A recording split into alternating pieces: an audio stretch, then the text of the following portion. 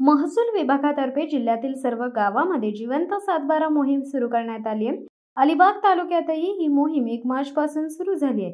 यामध्ये मृत खातेदाराच्या वारसांची नोंद करून घ्यायची आहे। मात्र न्यायप्रविष्ट प्रकरणातील मृत खातेदारांची नावे चढवली जाणार नाहीत, अशी माहिती अलिबाग तहसीलदार विक्रम पाटील यांनी दिली आहे।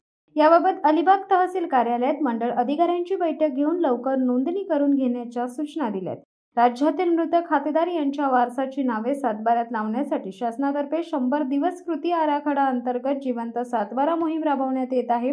1 मार्च पासून या मोहिमेची सुरुवात करण्यात आली आहे। अलिबाग तालुक्यातही 1 मार्च पासून मोहीम राबवण्यास सुरुवात केली आहे। गुरुवारी 17 एप्रिल रोजी तहसीलदार विक्रम पाटील यांनी कार्यालयात मोहिमेचा आढावा घेण्यासाठी बैठक आयोजित केली होती।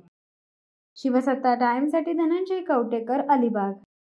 दे धडक बेधडक वृत्त देणाऱ्या आपल्या शिवसत्ता टाइम्स न्यूज चॅनलला लाल बटन दाबून सबस्क्राईब करा आणि बेल आयकॉनला क्लिक करायला विसरू नका।